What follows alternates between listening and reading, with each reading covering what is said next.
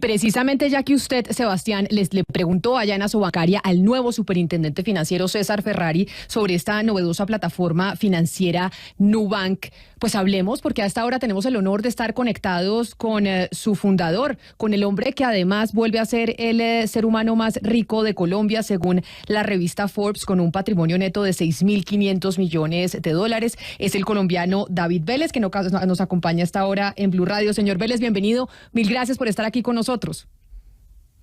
Hola Camila, muchísimas gracias por la invitación, un placer estar aquí con ustedes. Bueno, yo pensé que iba a estar solo en audio, pero lo veo que está en video también. Qué maravilla tenerlo también conectado con nosotros a través de nuestro canal de YouTube. Empiezo por preguntarle de lo que decía el superintendente Ferrari, el nuevo superintendente aquí en Colombia del gobierno del presidente Gustavo Petro.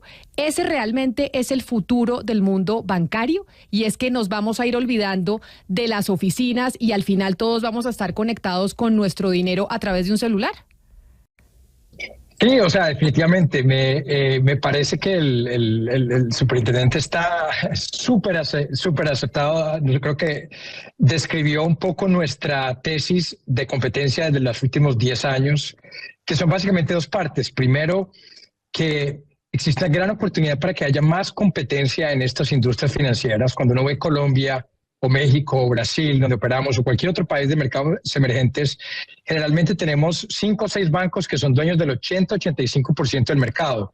O sea, la industria bancaria se volvió un oligopolio después de décadas de consolidación de bancos que compraron otros bancos, que compraron otros bancos, y al final llegamos a un final, del primer round, donde 5 bancos son dueños del mercado.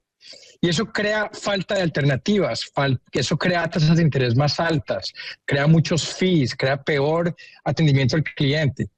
Y ahí lo que comenzó a pasar en los últimos 10 años es esa digitalización del sistema. En el momento que cada persona pudo tener un celular en su mano, ese celular se pudo convertir en básicamente una sucursal bancaria en la mano. Y creó una nueva generación, una nueva oportunidad de traer más competencia a esa industria financiera, que es básicamente lo que se ha venido viendo en los últimos años. Y eso va a permitir una desconcentración de ese oligopolio. En nuestro caso, en Brasil, por ejemplo, cuando empezamos hace 10 años, esos 5 bancos tenían el 80% del sistema. Hoy tienen 56%.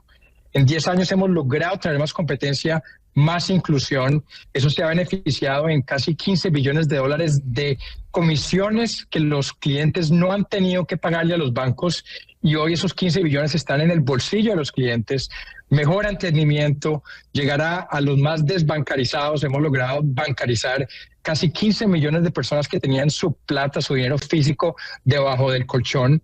Y esa revolución viene también empezando en Colombia en los últimos años. O sea que por un lado estoy súper de acuerdo con el superintendente, la digitalización trae más alternativas, y por otro lado eso va a desconcentrar el sistema y va a hacer que la gente tenga más acceso, más alternativas, va a pagar menos intereses y va a pagar menos comisiones por tener acceso a servicios financieros. Señor Vélez, yo no quiero ser defensora de los bancos ni mucho menos, pero usted dice, acá en América Latina tenemos una especie de oligopolio, una concentración enorme del poder de los bancos, pero a veces yo no sé si esa concentración puede hacer o dar por lo menos seguridad y estabilidad financiera. Hace poco en los Estados Unidos, cuando vimos ese banco chiquito, Silicon Valley Bank, que terminó quebrándose, y vimos otros que estaban contagiándose, pensábamos, oiga, eso le pasa a los chiquitos. Si usted se va a JP Morgan, y acá lo discutíamos, decíamos, ¿por qué estas grandes empresas de tecnología no decidieron meter su plata en JP Morgan? Porque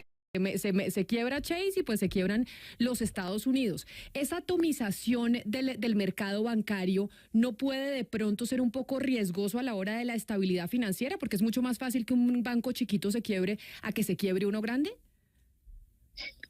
Realmente a mí no me parece. Me parece que un sistema financiero concentrado es un sistema financiero frágil, porque ocurre lo que ocurrió, por ejemplo, en Estados Unidos en el 2008, donde terminan bancos demasiado grandes, dueños del 25-30% del sistema, y si esos bancos grandes se fragilizan, algo les pasa, pues básicamente todo el sistema se pierde. 30%, 40% del sistema se va a terminar uno con las situaciones de bancos que son too big to fail, demasiado grandes para que les pase algo. Creo que lo que pasó, por otro lado, un sistema más fragmentado tiene más oportunidad de menos fragilizado. Y creo que lo que falta, o lo que faltó en ese caso que menciona el Silicon Valley Bank, es la regulación financiera. Un banco pequeño que está operando bajo la regulación adecuada no debería ser más frágil que un banco grande. El hecho de que sea pequeño no significa que es más frágil. Si está conduciendo su negocio basado en ciertas regulaciones que le dan esa estabilidad, le da liquidez, le da un portafolio de préstamos que está suficientemente fragmentado. Lo que pasó en ese caso específico que tú mencionabas era que era un banco que estaba muy concentrado en un solo tipo de cliente, fondos de venture capital y startups del Valle de Silicio. Entonces tenía mucha concentración. De nuevo, era un banco pequeño muy concentrado. Por otro lado, hay bancos pequeños que son muy fragmentados. En nuestro caso tenemos 80 millones de clientes. Entonces, si un cliente se quiebra, no le va a afectar a los otros 79.999.000. Entonces, no, realmente pienso que lo que los sistemas deben tener es más fragmentación. La fragmentación es buena, crea más competencia, pero eso sí, tiene que haber marcos regulatorios que requieran de todos los bancos, pequeños y grandes, requerimientos de liquidez, requerimientos de capital, requerimientos, lo que se conoce como requerimientos de Basilea, y eso traiga una fortaleza a todo el sistema. Señor David Vélez, ustedes no se consideran bancos, sino plataforma de servicios financieros, pero usted nos dio hace un momento la cifra de cómo los 5 bancos que tenían el mayor número o la mayor porción del mercado cuando ustedes empezaron, pues han perdido significativamente esa participación en el mercado al tiempo que ustedes la han aumentado. Entonces mi pregunta para ustedes, si los bancos van a desaparecer, ¿en cuánto tiempo? Y si lo que va a quedar para el sistema financiero son solamente estas plataformas de servicios financieros como Nubank, como Nu Colombia, porque no es banca. Correcto. No, yo creo que los bancos no van a desaparecer. Los bancos van a seguir existiendo y de alguna forma nosotros también tenemos licencias bancarias, tenemos una licencia de banco. Cuando hablamos que somos una plataforma de servicios financieros es porque filosóficamente, culturalmente nos vemos más como una empresa de tecnología que está en servicios financieros que un banco que tiene un website o una aplicación. Parece una pequeña diferencia, pero culturalmente y en términos como operamos como empresa y el tipo de gente que atraemos, la forma como nos organizamos estructuralmente, el hecho que somos mucho más planos, tenemos pocas jerarquías internamente, operamos más como una empresa de tecnología que al final tiene ciertas licencias bancarias y nos permite operar en un mercado. Pero referente a los bancos tradicionales, yo creo que lo que pasa es van a haber bancos, o hay bancos que están reinventándose continuamente, que están haciendo un trabajo excepcional en repensarse en un ambiente nuevo donde ese ambiente es digital, y hay bancos que están haciendo un trabajo excelente en esa área, pero hay bancos que no van a lograr hacer ese paso, porque no es un paso fácil, es un paso que requiere mucha inversión, no solamente en tecnología, pero principalmente una reinvención cultural. La banca tradicional era un negocio muy jerárquico, son organizaciones que son muy focadas en aumentar su patrimonio, su lucro diariamente. Son usualmente organizaciones que se olvidaron que tenían clientes del otro lado, se olvidaron que tenían seres humanos que necesitaban ayuda, y eso significa que aparte de esa reinvención que está pasando en muchos de esos mercados, es no solo esa transformación del canal físico al canal digital, pero también una transformación cultural, donde las culturas se vuelven mucho más enfocadas al cliente, porque en un mercado donde el cliente tiene 10 alternativas, al final la alternativa que lo trate mejor gana. Es muy simple, el que le ofrezca el mejor producto con menos intereses gana. Entonces, si se quedan en un ambiente donde se olvidaban de sus clientes, pues no van a sobrevivir. O sea que creo que va a ser un mundo híbrido donde hay bancos que logran reinventarse, hay bancos que no, hay plataformas como nosotros que entran a competir, habrán varias como nosotros, y se verá un ambiente menos concentrado, más fragmentado, donde al final el gran ganador es el consumidor, que tiene mucha más acceso a más productos. Ustedes, señor Vélez, a diferencia de los bancos tradicionales, se ahorran muchos costos en muchas cosas, en temas logísticos, en las oficinas, y uno de esos, entiendo yo, es también el tema de la gestión del riesgo. Mientras Davivienda tendrá muchos asesores pensando a quién se le da un crédito o no, o si esa persona se le puede apoyar en el emprendimiento o no. Entiendo, parte de la gestión de ustedes del riesgo es a través de algoritmos, y hay un algoritmo que se llama Beti, que es el que ustedes eligen para quién darle o no una tarjeta de crédito. Quería que nos desarrolle un poco más esa idea y por qué en el futuro es mucho mejor, más provechoso que sea un algoritmo el que me dé un crédito a mí o no, y no un ejército de analistas financieros. Claro, bueno, parte de nuestra visión es que tenemos que ser increíblemente eficientes como empresa, como modelo de negocios, para poderle pasar esa eficiencia al consumidor final, cobrándole menos cada vez más. Hay una frase de Jeff Bezos de Amazon que a nosotros nos gusta mucho, que hay compañías que crecen para cobrar más y compañías que crecen para cobrar menos. Nosotros somos de la segunda, crecemos para tratar de cobrar menos. Entonces tenemos que ser muy eficientes para poder cobrar menos, y la ventaja de estar 100% digitales y no tener sucursales físicas es que nos ahorramos todos esos costos. Imagínense el costo que tiene tener un edificio en cada esquina, con gente trabajando allá, con seguridad, manejando dinero físico de una sucursal a otra sucursal. Es muy costoso, y al final, ¿quién paga la cuenta de esas sucursales? Pues son los clientes pagando más comisiones. Y eso antiguamente era un activo, pero cada vez en un mundo más digital, donde el cliente tiene un celular, vira un pasivo. No es que sea bueno tener una sucursal. De hecho, yo querría pagar para no tener que ir a la sucursal porque no tengo una hora para ir a ponerme a hacer fila. Claro, entonces, parte del modelo. Pero ahí entonces yo le pregunto lo siguiente, usted dice, parte del modelo es hacernos más eficientes, no tener que pagar tantos trabajadores porque necesitamos reducir los costos para poderle bajar precisamente al usuario. Ayer hablábamos acá de cómo la Unión Europea está tramitando una regulación para la inteligencia artificial, y digamos que ese es como el gran temor que incluso los grandes millonarios del mundo como usted pues están teniendo, porque además ya tienen una responsabilidad. Digamos que cuando uno se vuelve una figura como la suya, pues ya hay una responsabilidad también con la sociedad. Y entonces ahí nos preguntábamos y analizamos mucho aquí en la mesa de trabajo, bueno, ¿la inteligencia artificial es una amenaza o no es una amenaza? Estos algoritmos que estamos viendo que están reemplazando puestos de trabajo son maravillosos para que ciertas empresas puedan tener mayores capitales, pero ¿y qué pasa con esas personas que se dejan de contratar? Es decir, ¿esos algoritmos hacen que cuánta gente salga del mercado laboral o se reemplaza por otra cosa? Sí, yo creo que no es muy diferente como cualquier otra revolución tecnológica. Desde la revolución industrial en el siglo XVIII han venido nuevas tecnologías, han revolucionado la forma como el ser humano vive, y eso ha creado nuevos trabajos y ha eliminado otros trabajos. Entonces ha habido una recomposición del tipo de trabajo. Lo mismo va a pasar con la inteligencia artificial, va a pasar probablemente mucho más rápido. Creo que va a ser la adopción de la inteligencia artificial, va a ser la revolución tal vez más significativa que nosotros vamos a ver, cualquiera de nosotros en nuestras vidas, tal vez más importante que la revolución industrial, y va a pasar a una velocidad que ninguno logra imaginarse, porque en la revolución, por ejemplo, del smartphone o de la internet en los años 2000, necesitábamos poner conexión a internet en cada casa. Eso requirió 10 años. Después vino el smartphone, necesitamos que todo el mundo tuviera un smartphone en su mano, requirió 5 años. Hoy no necesitamos ningún hardware adicional, todo el mundo tiene un smartphone, por ahí entran los algoritmos. Entonces va a pasar más rápido, van a haber muchos trabajos que van a ser eliminados. Yo creo que eso no hay forma de decir que no va a pasar, van a pasar, va a haber una reconfiguración, pero van a haber una gran serie de nuevos trabajos que van a ser creados al mismo tiempo.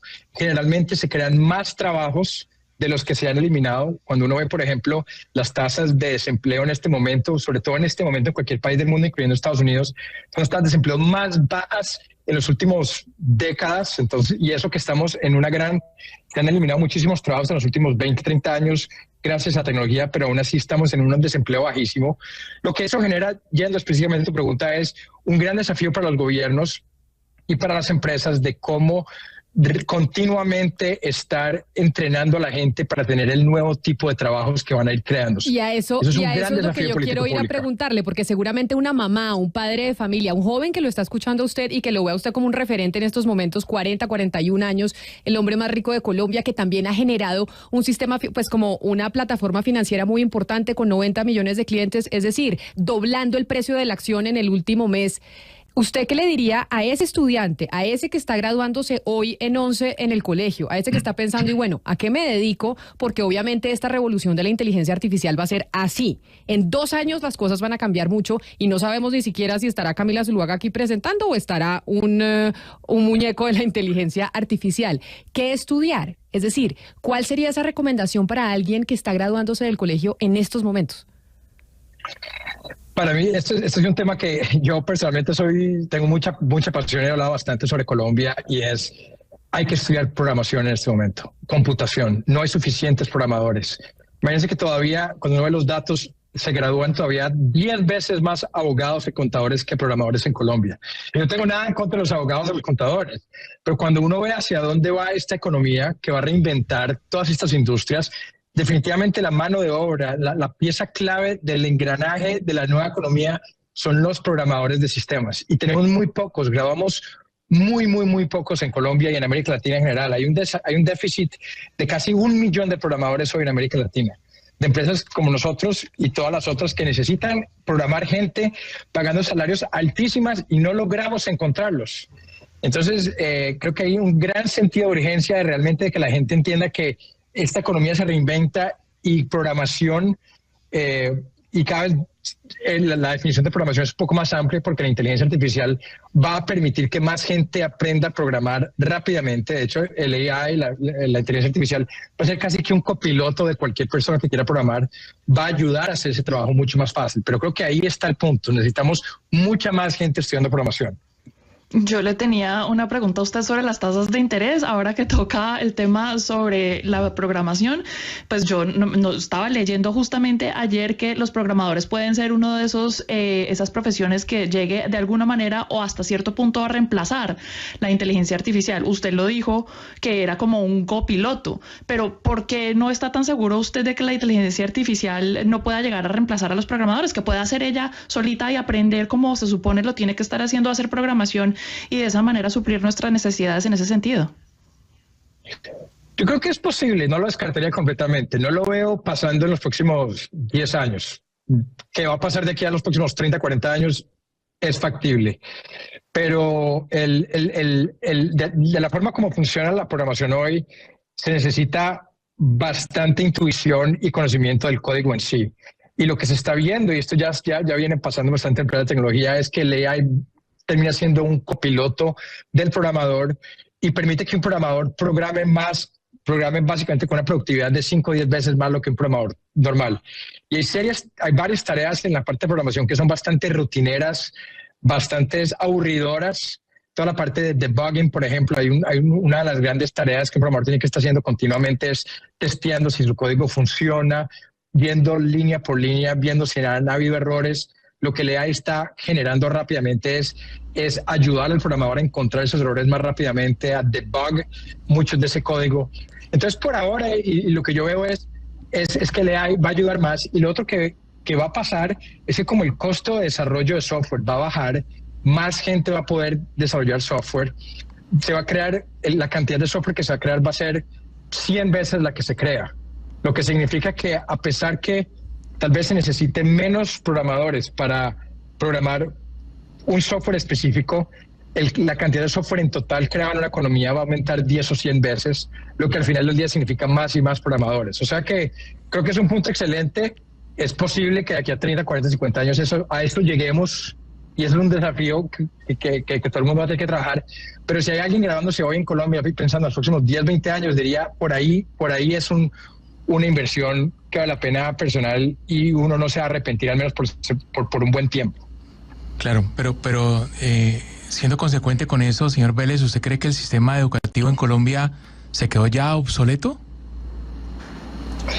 Creo que está bastante atrasado. Sí, creo que está bastante atrasado. Creo que cuando ve cualquier indicadores, por ejemplo, en matemáticas, la cantidad de gente que realmente sabe matemáticas, la forma de graduarse, raciocinio crítico, capacidad de pensar. Realmente los sistemas educativos, y ni siquiera de Colombia, cuando uno ve Estados Unidos, los estudiantes no les enseñan a pensar pensamiento crítico. Mucho de la forma como la educación funciona hoy es memorizarse conocimiento, que en un mundo donde tenemos un AI al lado de nosotros que sabe absolutamente todo, de nada sirve aprenderse la fecha de cualquier cosa o cómo funciona cierto tipo de cosas, pero cada vez más vamos a tener que utilizar un pensamiento crítico para poder, por ejemplo, diferenciar si algo que se nos presenta es real o no, o alguna idea que se nos da tiene sentido o no. Esa capacidad de pensar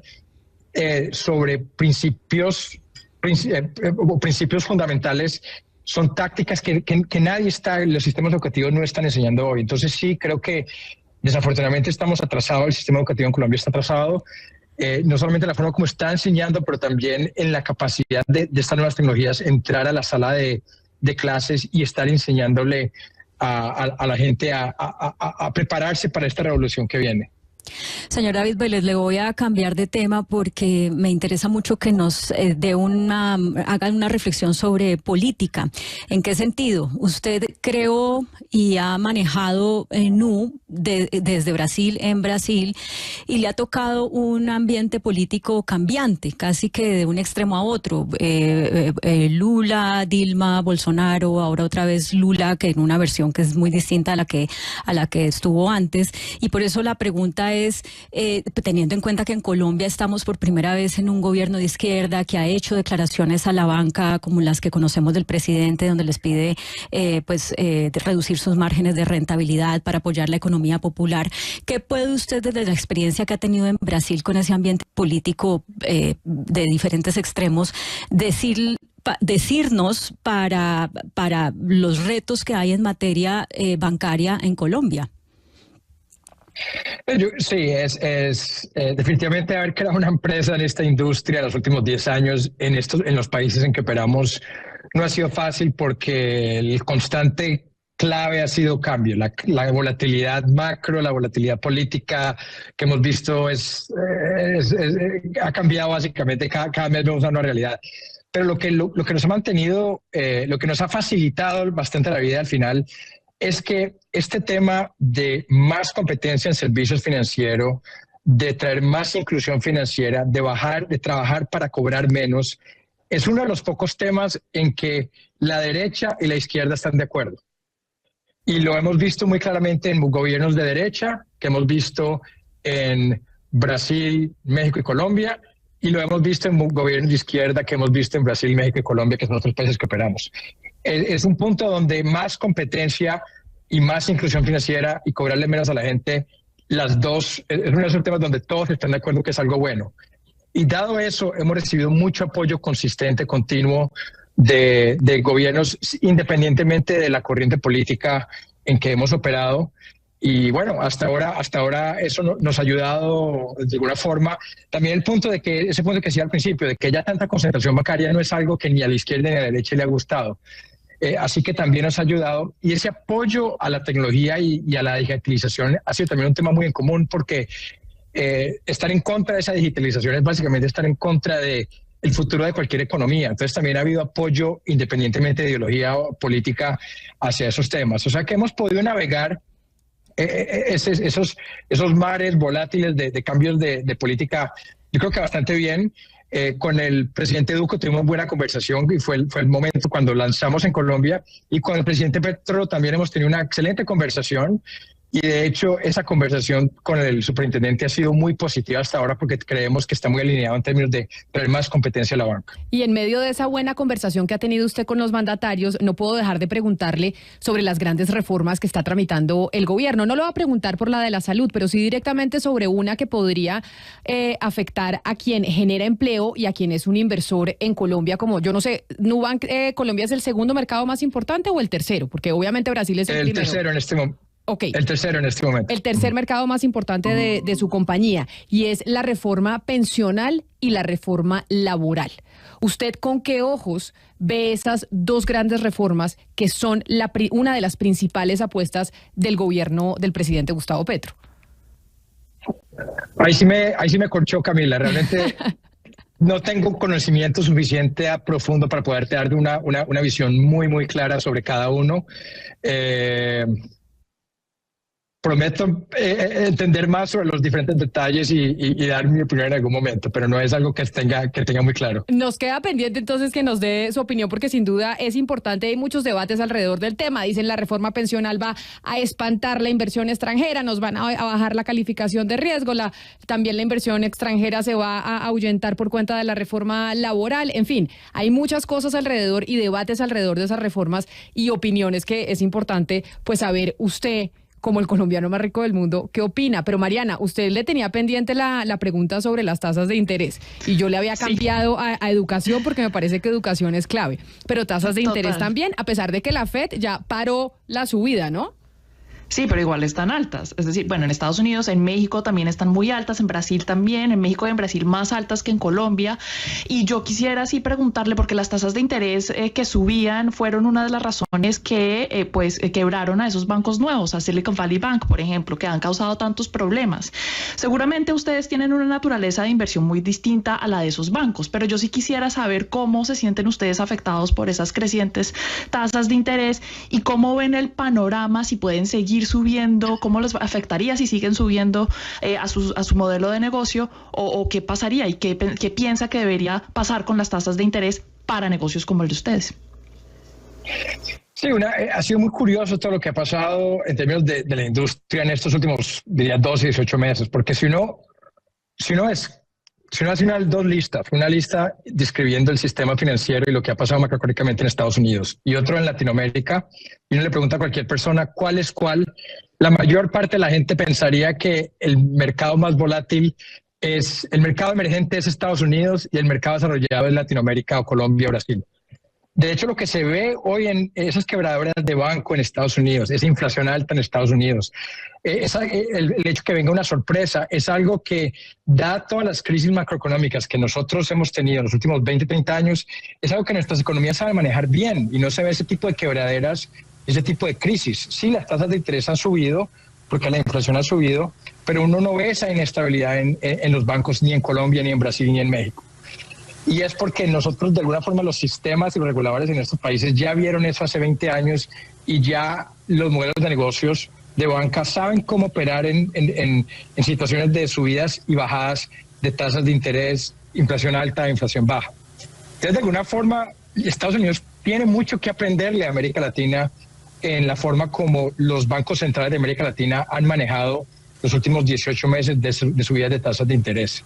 En nuestro caso, fue muy claro siempre que no podíamos cometer ese error de tener un gran portafolio de préstamos de un lado y no tener nuestro propio fondeo de otro lado.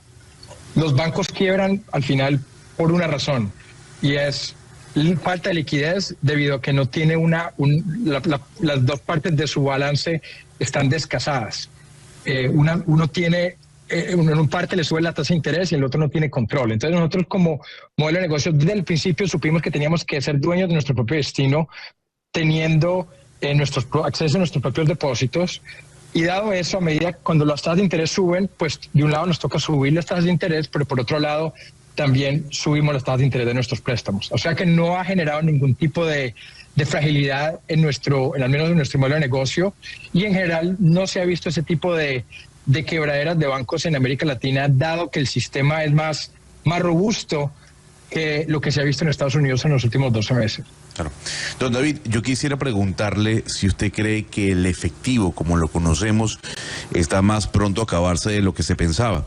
Y se lo digo con la aparición de programas como Apple Pay, como Ñequi, como Yapi en Panamá, que hace que la gente utilice menos el efectivo. ¿Usted cree que ese cash que manejamos se acabará más pronto que tarde? Yo creo que sí, pero depende mucho del sistema de pagos de cada país y de las decisiones hechas de cada país. El Apple Pay, el Ñequi, ese tipo de productos realmente no van a cambiar mucho la forma como el efectivo funciona. En los países donde el efectivo ha cambiado significativamente, que son especialmente India y Brasil, fue en situaciones donde el regulador creó una nueva infraestructura de pagos digitales gratis para cualquier usuario, y que funciona 24 horas, 7 días a la semana. Y eso ha creado una revolución en términos de pagos digitales en países como India, países como Brasil, en los países nórdicos también. y eso crea mucha eficiencia para la economía. Si usted se pone a pensar, el costo para cualquier economía de dinero físico es gigantesco. Ese dinero, papel físico que las personas tienen que transportar, es muy caro manejarlo. Hoy en Colombia todavía, esto me parece casi que difícil de creer en Colombia, hay gente que prefiere poner dinero físico y mandarlo por el correo a su familia en el norte de Colombia, en Leticia, que mandarlo vía una transferencia bancaria, porque la transferencia bancaria le cobra demasiado y le dura 2, 3 días para llegar y no funciona a los finales de semana. Entonces la gente todavía coge dinero físico y se lo manda por el correo. Eso es increíble. Eso debería estar pasando. El regulador en Colombia viene trabajando en una nueva infraestructura de pagos digitales que creemos que tiene bastante sentido, muy basada, muy inspirada en lo que pasó en Brasil, en la infraestructura que se llama en Brasil como PIX. Creo que si eso es realmente bien ejecutado, va a ser una gran oportunidad para ver a Colombia digitalizarse en la parte de pagos en los próximos 2, 3, 4 años, y eso va a crear una gran eficiencia en términos de digitalización, especialmente bancarización de una gran parte de colombianos que todavía hoy no tienen acceso a la banca, todavía tienen sus ahorritos por allá bajo el colchón y eso se lo roban, eso no ganan una remuneración, realmente no sigue creciendo. O sea que vemos eso muy positivamente, creo que va por un buen camino. Señor Vélez, esta semana se anunció que Marcela Torres es la nueva gerente de NU en Colombia.